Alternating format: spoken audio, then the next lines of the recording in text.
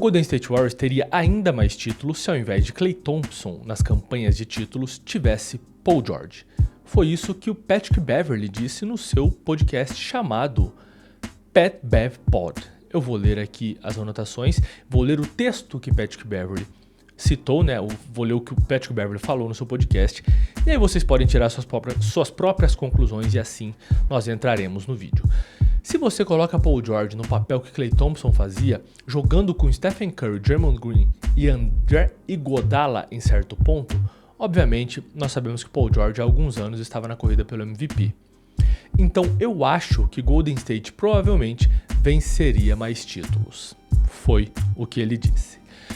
Eu vou atacar essa informação de alguns pontos, mas antes, Michel Temer tomando conta do meu corpo, eu vou tomar uma água.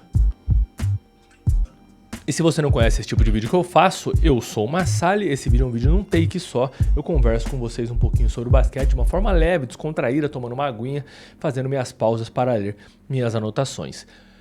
Eu vou atacar essa informação, essa afirmação do Patrick Beverley de duas maneiras. A primeira é uma comparação direta da pontuação entre Paul George e Klay Thompson dos anos de 2015 a 2018, que foram os anos em que os Warriors chegaram na final com esse trio, né?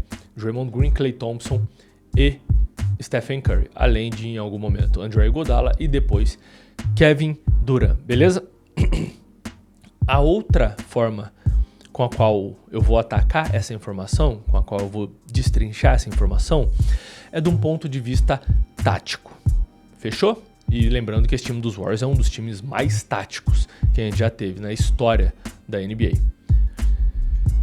Numa comparação direta dos anos de 2015 a 2018, a gente tem sim Paul George com melhores números em relação a estatísticas básicas. Ele tem melhores pontos, ele tem melhores médias de pontos, rebotes, assistências, tocos que Klay Thompson. Por outro lado, a gente tem em Klay Thompson um jogador com mais tocos, uma variação pequena na realidade, 0.4 para o Paul George, 0.6 para o Klay Thompson, mas um jogador que tem uma eficiência melhor que a do Paul George. E a gente está falando aqui de aproveitamento dos arremessos de quadra, da linha dos 3 pontos, Effective Field Goal Percentage, que é uma porcentagem de arremessos de quadra que dá mais peso para a bola dos 3, porque a bola dos 3 vale mais percentualmente que a bola de 2, e a linha do lance livre. A gente está falando aqui de uma diferença não muito grande em pontos, tá? 22,6 pontos para o Paul George, 21,6 pontos para o Klay Thompson. Vale lembrar que essa média do Paul George está sendo afetada pela temporada 2014-2015, que é a temporada na qual ele sofreu uma fratura exposta na tíbia. Só de mentalmente ver, ou a palavra para você é lembrar, só de lembrar do gráfico dele quebrando a perna me dá enjoo. E nessa temporada ele jogou apenas 6 jogos, com 8,8 pontos de média. Beleza?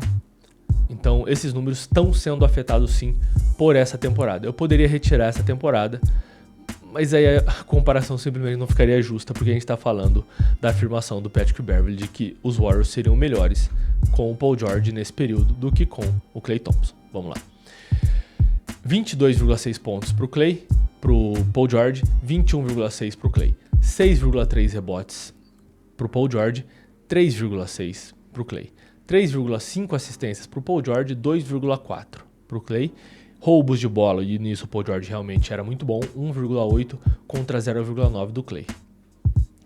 Os aproveitamentos são 47% para o Klay Thompson dos arremessos de quadra contra 43% do Paul George. Da linha dos 3, 42% para o Klay, 38% para o Paul George. Lance livre, 86% para o Klay, 85% para o Paul George. E o Effective Field Goal Percentage que eu expliquei antes, 56% para o Klay, 51% para o Paul George. Klay Thompson, não surpreendentemente, é um jogador mais eficiente que o Paul George. E foi um jogador mais eficiente que o Paul George nesse período. Pensa comigo que o Klay era um cara que tinha o Stephen Curry no time e ele teve nesse período 21,6 pontos de média. É muita coisa. Se a gente para pensar que o Paul George, vou só mover aqui para achar em qual temporada foi, tá, gente? que o Paul George na temporada 2018-2019, que é a última temporada que a gente está levando em conta aqui, sim, ele esteve na corrida pelo prêmio de MVP e na corrida pelo prêmio de melhor defensor da temporada, em ambas na terceira posição. Ele terminou a corrida de MVP e a corrida pelo prêmio de melhor defensor na terceira posição, em 2018-2019. Isso já é um ano depois que o Golden State Warriors vence seu último título nessa era Kevin Durant aí, nessa passagem do Kevin Durant. Se eu falar era Kevin Durant, os torcedores dos Warriors vão me matar aqui, porque não, quem constituiu era foi o Curry, não o Kevin Durant. Já tem um vídeo sobre isso no ar, eu vou deixar ele no card aqui, inclusive. O Stephen Curry falando que o Kevin Durant mereceu os 2 Finals MVP que ele conquistou pelo Golden State Warriors. E eu cito o que eu citei agora, mesmo já não estando mais no escopo da nossa comparação na realidade, porque esse é o tipo de jogador que o Paul George era. Esse é o tipo de jogador que o Paul George foi até o momento em que ele esteve ali no Oklahoma City Thunder. Do Indiana Pacers ao Oklahoma City Thunder, Paul George era um dos melhores two-ways da NBA, competindo aí com Kawhi Leonard e Giannis Antetokounmpo. Two-ways é o cara que atua dos dois lados da quadra com a mesma ou semelhante dominância, tá bom?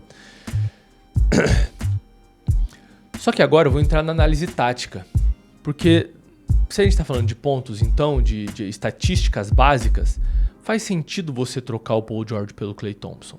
O Paul George foi um jogador mais completo que o Klay Thompson nesse período. Mas taticamente falando, o Paul George fazia mais sentido para o Golden State Warriors do que o Klay Thompson fez? Gente, a resposta para isso é objetiva e direta, não. Não fazia sentido. Você pegar um jogador como o Paul George e colocar ele dentro de um sistema fixo, já existente, e que orbita em torno das capacidades do Stephen Curry, é problemático. É problemático porque se você tem Draymond Green e Stephen Curry com uma posse de bola na maior parte do tempo, mais o Draymond Green servindo, distribuindo esse jogo e dividindo essa posse com o Stephen Curry correndo igual um maníaco fora da bola, todo mundo se movimentando. Isso tira um pouco das capacidades do Paul George, que são a de criar o próprio arremesso. Paul George é um bom arremessador ali nos 3 pontos, sim, era um excelente arremessador ali nos 3 pontos nessa época, mas ele precisa da posse de bola para pontuar. E aí parece estranho falar isso, porque todo mundo para pontuar tem que estar com a bola. Mas o Klay Thompson é um dos melhores jogadores que eu já vi, se não o melhor jogador que eu já vi, em relação a trazer pontos pro placar sem precisar driblar. Ele é uma aberração nesse quesito. E será que o Paul George conseguiria fazer isso? A minha resposta é muito contundente e ela é não. Só um minutinho que o Doc Rivers está tentando se apossar da minha voz aqui. E para ilustrar o quanto o Klay Thompson era excelente em pontuar sem precisar driblar,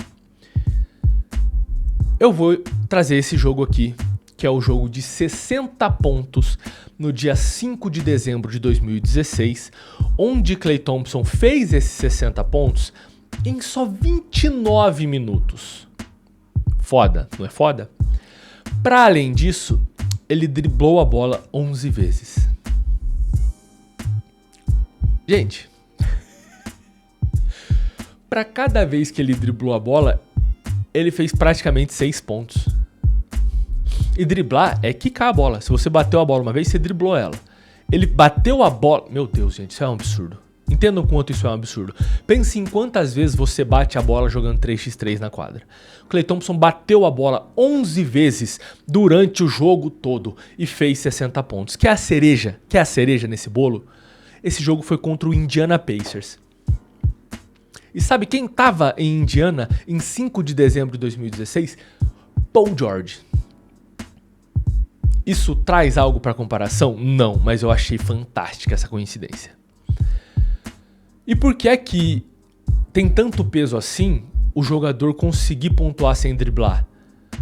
Porque olha como esse sistema existia, todo mundo se movendo o tempo todo, a gravidade de Stephen Curry, a gravidade de um corta-luz entre Draymond Green e Stephen Curry, as capacidades físicas do André Iguodala num certo ponto. E digo ainda, quando você tinha Stephen Curry, Draymond Green, Klay Thompson e Kevin Durant, como é que o Paul George se encaixaria nesse sistema? Ele precisaria da bola e ele teria Kevin Durant, Stephen Curry e Draymond Green, que é o pilar desse sistema, para dividir essa posse. Não, Paul George não traria mais títulos ao Golden State Warriors se ele estivesse no lugar do Klay Thompson. Porque o Klay Thompson era fundamental como válvula de escape para esse sistema. Quando tudo dava errado, bola no Klay Thompson. Um arremesso confortável. Ele não precisa driblar, meu Deus. Ele não precisa driblar. O Curry matava bolas no meio da quadra, o Curry matava bolas saindo da quadra. O Curry é o melhor arremessador da história da NBA. Quando você precisava de um arremesso, quando todo o sistema já girou e não existe mais tempo, porque driblar custa tempo, você solta essa bola no Klay Thompson e ele mata essa bola.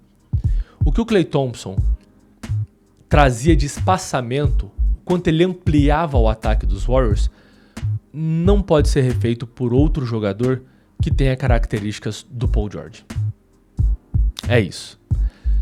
Deixa sua curtida aqui embaixo e vamos respeitar o Klay Thompson, pelo amor de Deus, tá? Ele tá no final da carreira e isso não resume o que é a carreira dele. Vamos respeitar o Klay Thompson. Se você gostou desse vídeo, dê sua curtida. Considere se inscrever no canal para não perder os próximos conteúdos. E se você quer assistir outro vídeo neste exato momento, por um instante eu esqueci como finalizo os vídeos. Se você quer assistir outro vídeo nesse exato momento, é só clicar nesse que está aparecendo na sua tela agora. Até o próximo vídeo. Fui!